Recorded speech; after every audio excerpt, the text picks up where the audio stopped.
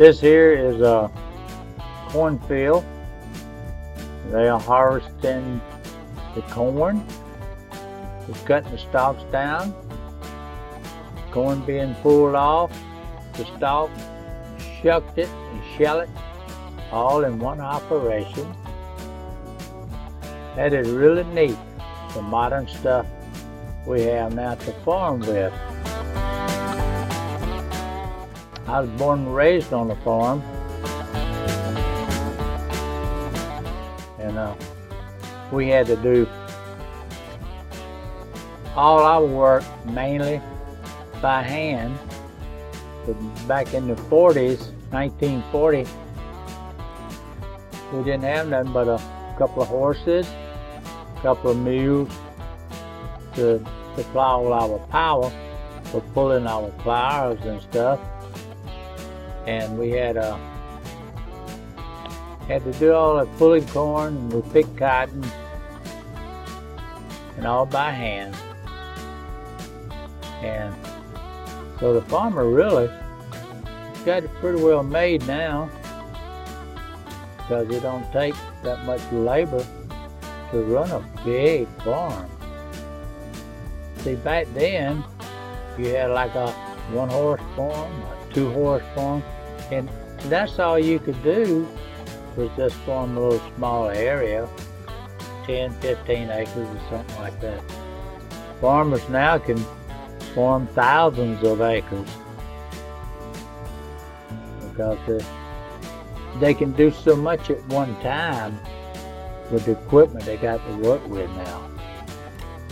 It is just really something. We have come a long ways during my lifetime. If somebody would have told me the things would like they are now, back in the 40s and in the 50s, I wouldn't have believed them. I would have not believed them, because I could not see how you could gather that stuff and plant it, and, you know.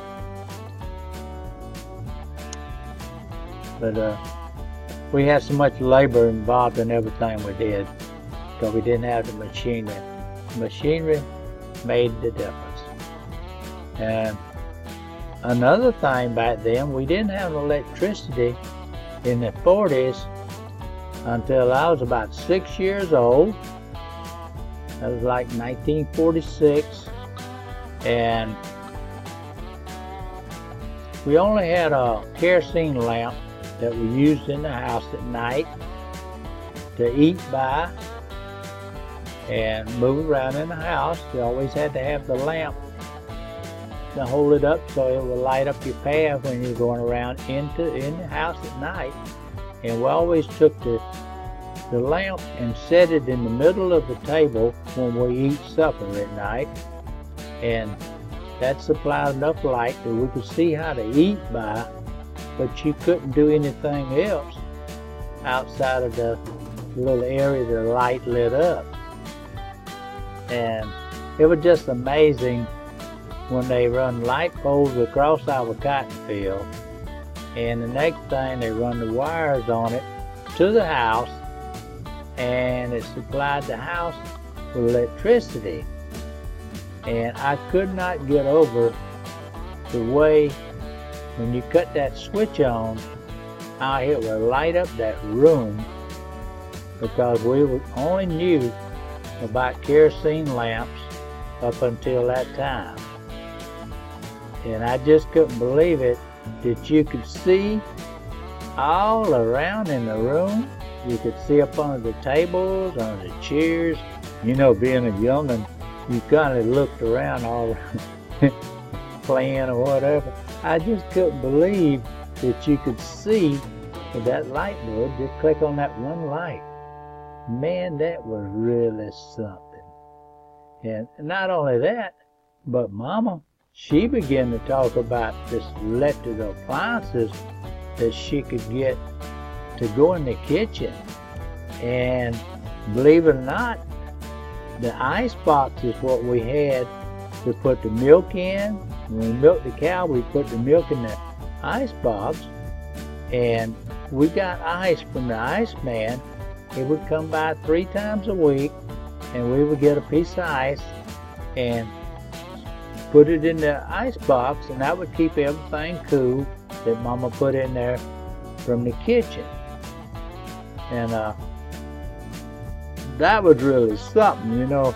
And on Sunday, we would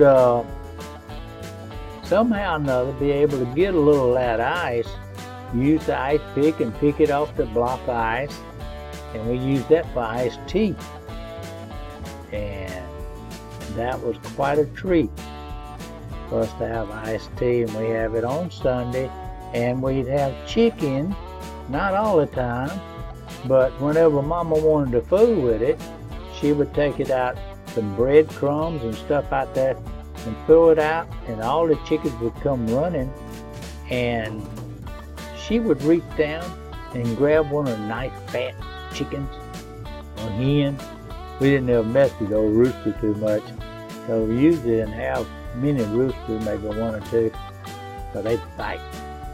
So anyway, she would get a hen that was nice and fat and pick him up and wring his neck.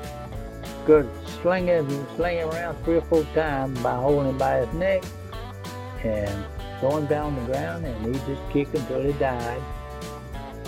And then the next thing she did, she'd get some hot water and scald the chicken and pull the feathers off. And that's the way it went back then. And she would cook that chicken, and we would have it for Sunday dinner. That was quite a treat for us, I'm telling you. You know.